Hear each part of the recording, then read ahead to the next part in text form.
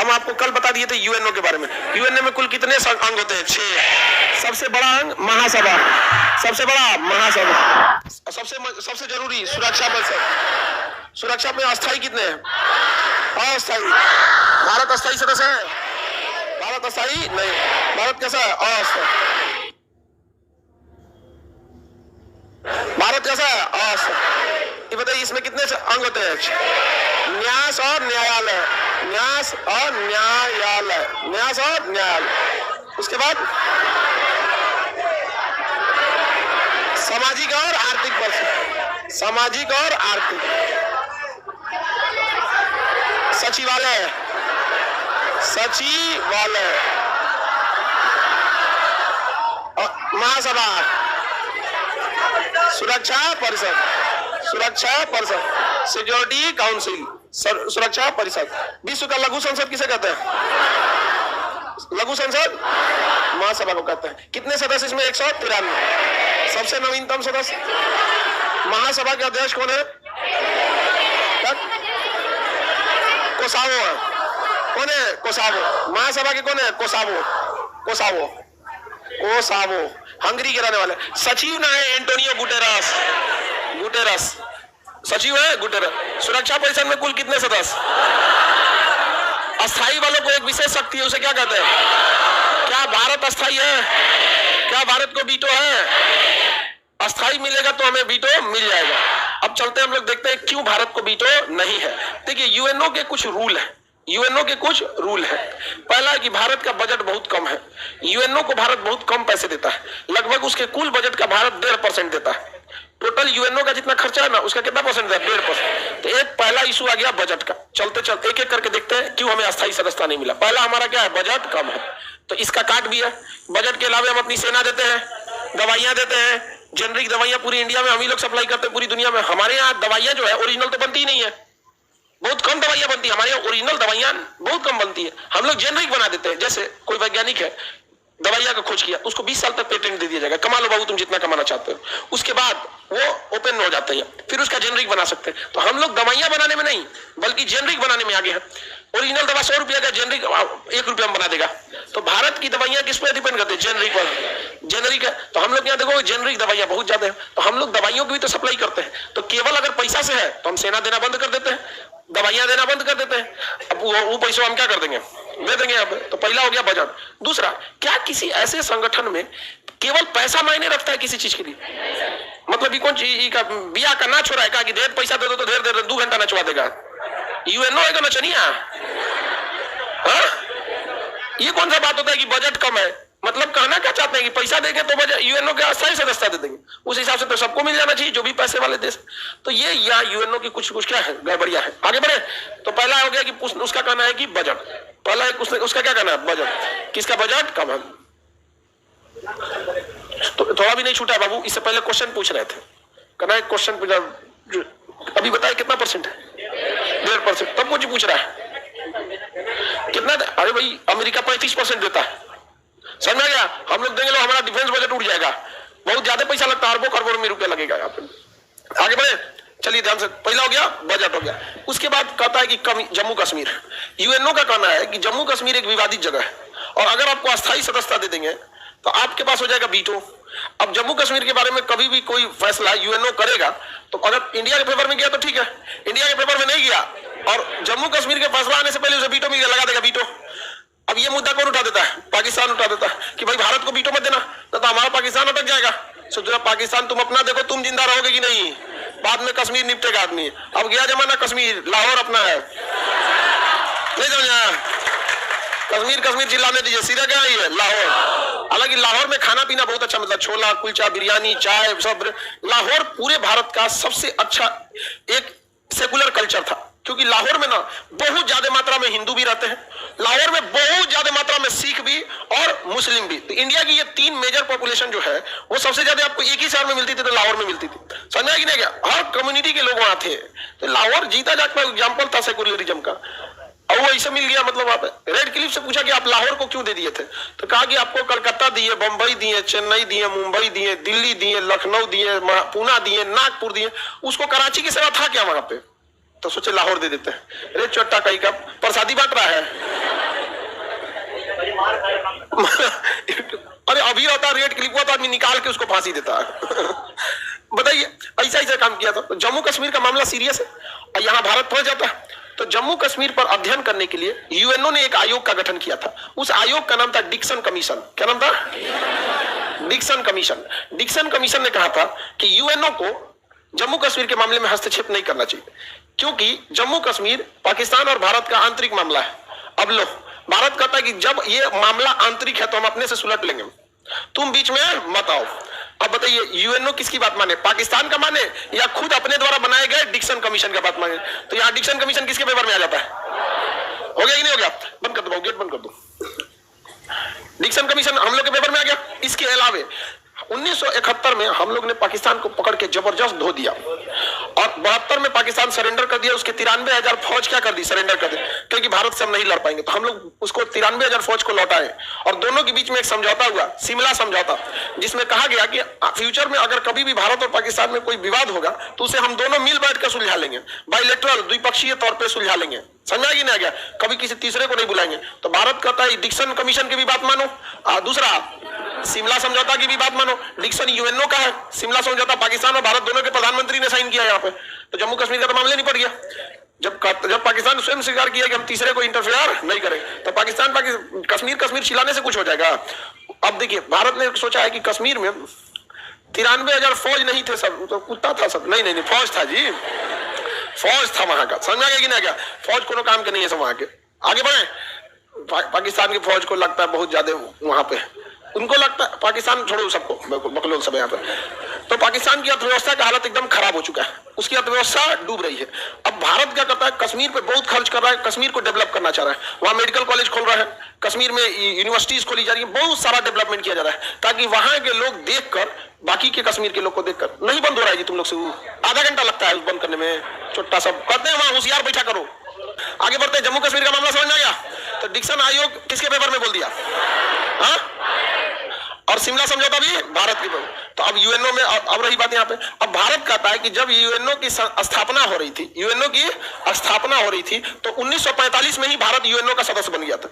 गुलाम होते हुए भी हम तुम्हारे सदस्य बने, तुम हमें भी तुम क्या कहते हो? अपना सदस्य, अस्थायी सदस्यता नहीं दे रहे हो। हमें तो कम से कम यूएनओ में अस्थायी होना चाहिए।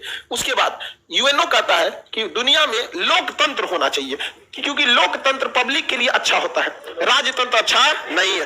राजतंत्र में राजा जो बोल दिया वही हो जाता है, सर कलम कर दो, राजतंत्र हो जाएगा। तानाशाही और खराब होता है।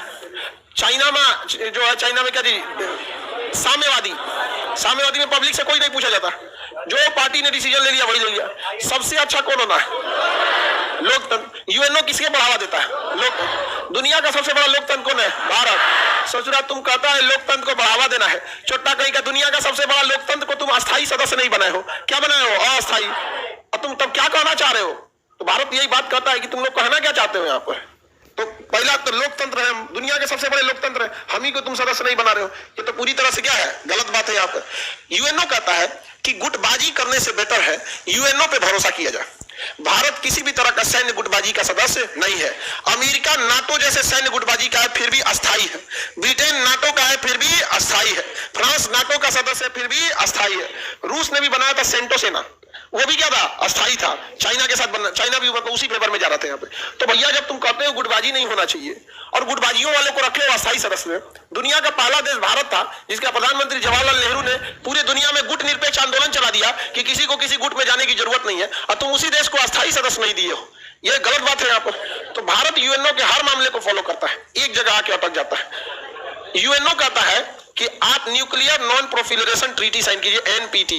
क्या साइन कीजिए? एनपीटी, कि आप अपनी न्यूक्लियर तकनीक किसी को साझा नहीं करेंगे। भारत यहां भी नहीं फंसता, कहता है ठीक है ना, हमें किसी ने परमाणु बम बनाने का तरीका बताया है और ना हमने किसी दूसरे को बताया है। हमारे यहाँ के वैज्ञानिक खुद सीख गया सब, अब भगा दिया सब। हम पाकिस्तान की तरह नहीं है। वहां का जाकिर खान था पाकिस्तान का वैज्ञानिक, वहां पे अब्दुल कादिर फ्रांस का था, फ्रांस में मतलब सीख लाया था। खैर पाकिस्तान ने भी डेवलप कर दिया, वो अपना बेच दिया एक दो जगह। हम लोगों ने ना ही टेक्नोलॉजी किसी दूसरे से ली है, ना ही हम अपनी टेक्नोलॉजी दूसरे को साझा की है। हम पूरी जिम्मेदार देश है, पूरे जिम्मेदार नागरिक, हम इसकी सुरक्षा कर सकते हैं। तो हम एनपीटी पे साइन नहीं किए, लेकिन एनपीटी को फॉलो करते हैं कि नहीं?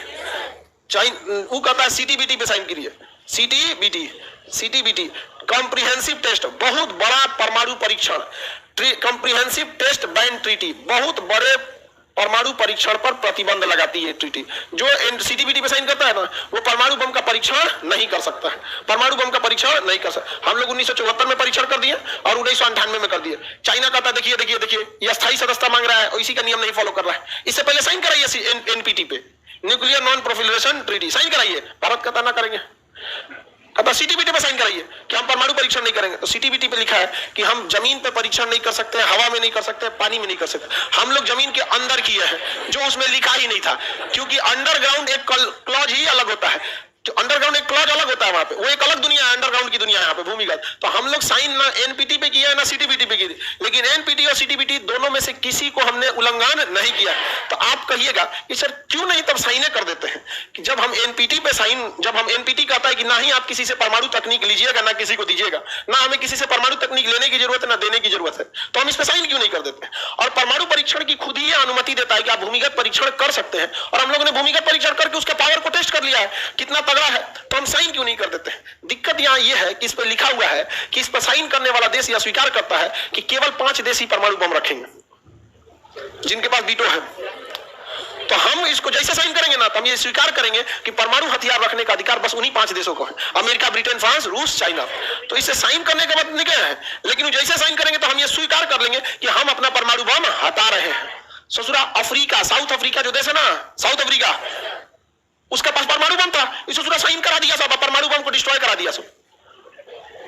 ये अंग्रेज सब के भरोसे मत रहिएगा। तो भारत पे दबाव बनाया गया कि तुम साइन करो, दोनों पे साइन करो, क्या करो, दोनों पे साइन करो, तब हमें तुम्हें अस्थायी सदस्यता देंगे। कोई ठीक नहीं है। बबनी का कहना है कि मैं सर अगर इस पे हम साइन कर दिए इन दोनों पे तो अस्थायी मिल जाएगा कि नहीं मिल जाएगा? अस्थायी मिलेगा कि नहीं मिलेगा अलग बात है, क्या भरोसा इन चोटों का? हम ये क्यों स्वीकार करें कि चाइना रख सकता है हम नहीं, रूस रख सकता है हम नहीं, रख देंगे हम अस्थायी सदस्यता। हमें कौन सा घटल है अस्थायी सदस्यता बिना? हमको जहां जरूरत है रूस मारिए देता है, नहीं समझे? तो हमें कौन मारो, कहीं भी खाए को घटल है, जहां जहां जरूरत है वहां कौन मार देता है? रूस। ये उसके लिए दिक्कत है जिसको कोई नहीं है आगे पीछे, नहीं समझा? दुनिया में तो हम लोग बना के रखे हैं इतना, हमारे लिए फ्रांस मार देता है वीटो, फ्रांस सही में। और मोदी जी कहते नहीं और राफेल खरीद लीजिए ना नहीं समझे? दुनिया में कोई किसी का देश किसी की बपौती तो है नहीं, किसकी बपौती? जो प्रधानमंत्री है उनका अपना घर का देश थोड़े है। आज आप है कल कोई और रहेगा, नौकरी करने आए आप, संविधान ने आपको 5 साल के लिए नियुक्त किया है, आप इसको अपना मत समझिए, नहीं समझे? तो फ्रांस भी हम लोग के लिए क्या मार देता है वीटो, हमारा कौन मार घटल है? कोई इसके लिए घटल थोड़े जा रहा है। अब बताइए हम एनपीटी पे साइन नहीं करेंगे, फंस जाएंगे ससुरा। हम कभी स्वीकार करके देंगे कि बाकी 5 गो परमाणु बम रखिए, हम लोग नहीं रखेंगे। अच्छा भारत का कहना है कि आप क्यों रखेंगे बाकी क्यों ना रखें? उनका कहना भी एक तरह से लॉजिकल है कि देखिए अगर सबके पास परमाणु बम होने लगे तो छोटे छोटे लड़ाई में छोटे देश जिम्मेदार नहीं होते हैं, मार देंगे से धड़ धड़ धड़ धड़ कहीं उड़ जाएगा, दिक्कत हो जाएगा। तो जो जिम्मेदार देश थे जो 1974 से पहले परमाणु बम बना लिए वो रख सकते हैं। वो सब देखा सब 1974 तक सब बना लिए, सब उससे पहले रख सकते हैं, सबको हम कैसे छूट दे सकते हैं? तो भारत का कहना है कि आखिर 74 तक डेडलाइन दिए है ना, उसको 75 कर दीजिए, हम भी उसी में चलाएंगे हम भी उसी में चलाते हैं। तो कहता है कि ना ना ना तुमको नहीं देंगे हम, यहाँ पे तुमको नहीं देंगे। तो भारत का कहना है कि हम एनपीटी और सीटीबीटी दोनों पर साइन करने के लिए रेडी हैं। हमारा बस 2 बात है, या तो इसमें कह दीजिए कि हम परमाणु बम रखेंगे जैसे बाकी सब रखे हैं, या तो आप इसमें कह दीजिए कि ना हम रखेंगे ना दुनिया का कोई सदस्य रखेगा, हम परमाणु बम नहीं रखेंगे तो दुनिया में और भी कोई नहीं रखेगा। समझा गया कि नहीं? भारत साफ कह देता है। इसके अलावा यहां भारत कहता है no first use, no first use. Bharat कहता है कि देखिए हम पहले परमाणु बम नहीं चलाएंगे, इसका मतलब कि हम उस देश पर भी नहीं चलाएंगे जिसके पास परमाणु बम नहीं है, क्योंकि जब परमाणु बम नहीं है तो परमाणु बम वो नहीं करेगा। कहता है नो फर्स्ट यूज, हम पहला यूज नहीं करेंगे। यानी अगर कोई हमारे किसी शहर मान के मुंबई पे गिरा दिया तब तो हम ना छोड़ेंगे, तब तो हम नहीं छोड़ने वाले। जापान पे क्या हुआ, नागासाकी पे मारा, ब्लैकमेल कर रहा है कि हर सरेंडर करो नहीं तो फिर मारेंगे, मार हिरोशिमा में मारा, फिर नागासाकी मारा, कर अगला क्वेटो पे मारेंगे, फिर अगला टोक्यो पे मारेंगे, जापान को सरेंडर करना पड़ा। भारत का कहना है कि हम हमला के लिए नहीं रखे, लेकिन हम ब्लैकमेल नहीं होंगे। नो फर्स्ट यूज, समझा गया कि नहीं? नो फर्स्ट यूज, हम पहला यूज नहीं करेंगे, लेकिन अगर कोई हमारे ऊपर यूज कर दिया तो हम उसको यूज एंड थ्रो कर देंगे। समझा गया कि नहीं? क्या पाकिस्तान कहता है हमारे पास ज्यादा एटमी पावर है, भारत के पास कम है। अरे भैया तुम्हारे पास तुम्हारे हिसाब से रखे, तुम्हारा है कौन? कराची, लाहौर, इस्लामाबाद, पेशावर, बाकी हम मारेंगे कहां? बकरी चलाने वालों पे, खेत में मारेंगे, जरूरत क्या? एगो ग्वादर लेकिन ग्वादर तो बलूचिस्तान अलग हो रहा है, उसको भी हम मान के चलो 5 गो, तो हमें 5 गो का जरूरत है, तो क्या जरूरत है ढेर रख के पूरी दुनिया से दुश्मनी पाल ले बिना। अभी हमसे कोई पूछता है फ्रांस परमाणु बम कहाँ रखे, अरे आपके लिए नहीं रखे चाचा, मोदी जाते हो इशारा में कहते तो खान सर के चाचा, नहीं समझा, इशारा में समझ जाते हैं, सबको पता है मेरा चाचा, समझा क्या कि नहीं? आगे बढ़े। हाँ 5 देश तो साइन किया, अमेरिका को साइन करने में क्या जाता है एनपीटी, कि हम रखेंगे 5 देश रखेंगे, अमेरिका, ब्रिटेन, फ्रांस रखेंगे, लेकिन अरे ये उसको ना दिक्कत है जिसका नाम इसमें नहीं है। अगर इसी में कह दिया जाए कि भारत भी रखेगा बाकी नहीं रखेगा तो हम कल साइन कर दे, हम अब भी मोदी जी को उठा के ले चलते हैं। छोड़िए रैली बात में होते रहेगा, पहले साइन करके आइए एनपीटीसीटी, बीच में लेके चलता आदमी, बाद में उद्घाटन होते रहेगा किसी चीज, पहले साइन करके आइए। लेकिन ससुरा इसमें हम लोग का नाम ही नहीं है, इसमें कितने देशों को मान्यता देता है? 5 को मान्यता देता है जिनके पास वीटो है। तो हम क्या करेंगे वो वीटो लेके, जो सोचा परमाणु बम छीन ले हमसे, समझा गया कि ना? क्या अरे गज पाकिस्तान गवाएंगे हम, कभी नहीं गवाएंगे हम। यहाँ पे वीटो हमारे बदले मार देगा पुतिन, हमारे बदले फ्रांस मारने को रेडी है, नहीं समझा? हम लोग भी तो ब्लैकमेल करते हैं, फ्रांस नहीं मारेगा तो अमेरिका से कहेंगे तुम्हारा F-18 जहाज अच्छा है, फ्रांस का हम मार रहे हैं ना, राफेल में क्या कमी है? रूस नहीं मांगेगा तो कहेगा सऊदी का तेल ठीक था, पुतिन का यार तुम ही को तेल खरीदने वाला है मेरा, बाकी सब तो डरपोक है, सब डरा जाएगा, सब तुम ही एक है जो अमेरिका के सामने डट के खड़ा हो सकता है कि खरीदेंगे रूस से तेल। क्या कहना है बोलो? वीटो मारना है, मार देता है तो वीटो बोलो तो एक जगह या 2 बार मार देते हैं। हमें कौन सा घटल है, आराम से काम करेंगे लोग वहां पे। तो पहला बात कि ये वाला मामला उतना नहीं जाएगा हम लोग के लिए, नो फर्स्ट यूज, क्योंकि हम लोग ने इसका लॉजिकल उत्तर दिया है कि हम नो फर्स्ट यूज करेंगे, हमारा परमाणु बम केवल डिफेंस के लिए है, नो फर्स्ट यूज, हम पहला यूज नहीं करेंगे। और इस गलतफहमी में आप मत रहिएगा कि अगर हम ऐसा डिसीजन क्यों लिए हैं कि हमारे किसी एक शहर को जब तक बर्बाद नहीं किया जाएगा तब तक हम यूज नहीं करेंगे। परमाणु बम गिराने वाले मिसाइल बहुत साइज में बड़े होते हैं, छोटे नहीं होते, और उन्हें मारने के लिए हमारे पास क्या है, प्रॉपर मात्रा में डिफेंस सिस्टम है। वो डिफेंस सिस्टम हर जगह कारगर है, पहाड़ी क्षेत्र को छोड़ के। तो हमारे जितने बड़े शहर है ना जिन्हें परमाणु बम से टारगेट किया जाएगा, वो कोई पहाड़ पे नहीं है, सब नॉर्मल जगह पे, मुंबई में, कश्मीर उसमें, अरुणाचल प्रदेश, वहां पहाड़ वाड़ में रडार काम नहीं करता। तो परमाणु बम जैसे हाई भयानक बम को वैल्यूएबल टारगेट पे मारा जाता है, ले जाकर अरुणाचल प्रदेश में मारेगा, पहाड़ उड़ गया, तो जो बिना मतलब का वो ठेप्पा लग गया कि भारत में मारा है परमाणु बम, तो पूरी दुनिया कहेगा भारत तुम निपट जाओ, हमको कोई दिक्कत नहीं है, नहीं समझे? कोई भी परमाणु बम मारता है तो कम से कम मारता है इतना भयानक कि दहला दे उसको, तो मारेगा दिल्ली, मुंबई, कोलकाता, बेंगलोर, चेन्नई, इसी सब बड़े शहर पे। और ये सारा बड़ा शहर पहाड़ के पास नहीं है, समझा क्या? बेंगलोर पहाड़ के पास है तो बीच में है, डायरेक्ट बेंगलोर में कोई कैसे घुस जाएगा जी, बिना साइड के हो गए, यहाँ आके मारेंगे, मार के नेवी रास्ते में गिरा देगी, तो भारत को टेंशन नहीं है। अब बात आती है सबसे बड़ी कि चलिए हमने सबको रेडी कर दिया, लेकिन इन सब के बाद यह प्रस्ताव कहां जाएगा? महासभा में, 193 देशों में, वहां से हमें क्या करना पड़ेगा? पास कराना पड़ेगा। और जब वहां से पास हो जाएगा तो उसके बाद फिर कहां आएगा? सुरक्षा परिषद में। अब फिर मामला वहीं अटक जाएगा कि सब रेडी हो जाएंगे, सब के सब रेडी हो जाए तो अमेरिका भी रेडी होना चाहिए, ब्रिटेन भी, फ्रांस, अमेरिका, ब्रिटेन, फ्रांस, रूस, चाइना, सब के सब तो रेडी हो जाएंगे सब, लेकिन चाइना रेडी नहीं होगा। और चाइना रेडी नहीं होगा उसकी मजबूरी भी है कि चाइना रेडी हो गया अभी भारत पावरफुल हो जाएगा, समझ गया कि नहीं? गया चाइना अगर हो गया तो हम स्वतंत्र हो जाएंगे। हालांकि चाइना रेडी होगा नहीं, उसे रेडी कराना पड़ेगा। समझिए कैसे, इनके इलाज ना है क्या यहाँ पे?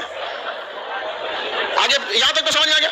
सबसे बड़ी बाधा कौन आने वाला है? चाइना। एनपीटी, सीटीबीटी, डिक्सन आयोग सब निपटा देंगे हम लोग यहाँ पे, समझ में आ गया? ज्यादा जो देर विरोध करेंगे, तुर्की ज्यादा विरोध करेगा। एक ब्रह्मोस दे दो, तुर्की का दुश्मन कौन है पता करो तो साइप्रस दे दो, फ्री में EMI पे ले जाओ।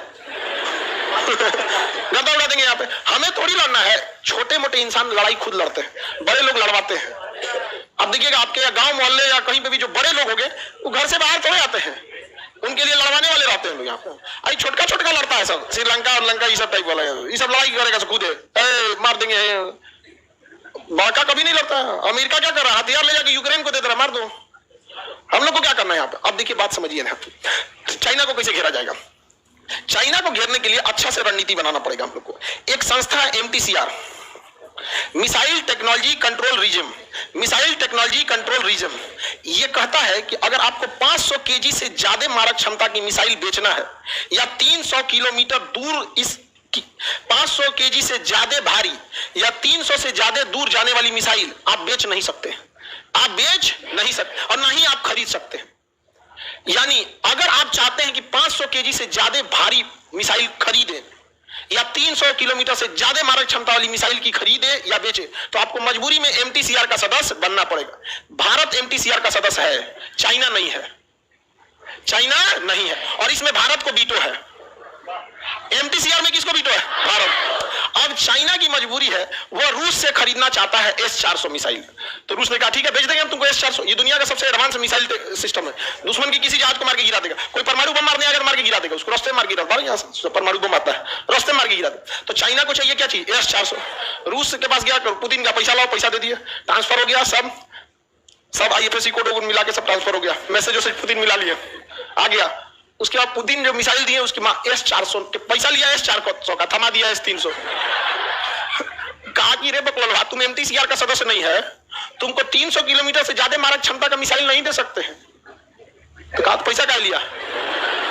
पुतिन कहा कि ले तुम अपन पैसा में मिसाइल दे, ई वाला मिसाइल भारत को दे दिया। तो रूस का ठीक है 300 वाला दे भैया। अब भारत को कितना दिया? 400। और उसका यानी हम उसके सामने खड़ा होकर कहेंगे मार, तो मार, क्योंकि हम खड़े रहेंगे कितना पे? 400 पे, कहेंगे मार, वो गिरेगा कितना पे? 300 पे, और सामने से कहेंगे अब मेरा वाला। अब चाइना परेशान है यार, हम पुतिन हमरो दिला देते 300 वाला या 400 वाला, अब परेशान है वहां पे। अब समझिए चाइना भी हमें डायरेक्ट थोड़ी लड़ेगा, वो चाहेगा पाकिस्तान को पावरफुल बनाना। तो पाकिस्तान को पावरफुल बना के करेंगे क्या? 300 से ज्यादा मारक क्षमता का मिसाइल नहीं दे सकते, नहीं दे सकते हैं। लेकिन भारत धक्का-धक बेच देगा।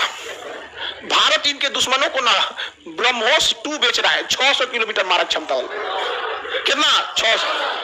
अब देखिए भारत को, अब चाइना परेशान है यार, ये तो ब्रह्मोस बहुत खतरनाक मिसाइल है, अरे तुम काहे दे रहा है सबको? कहा हम MTCR के सदस्य हैं। तो चाइना कहेगा कि हमको भी बना दीजिए। किसका सदस्य? MTCR। तो भारत के पास क्या है?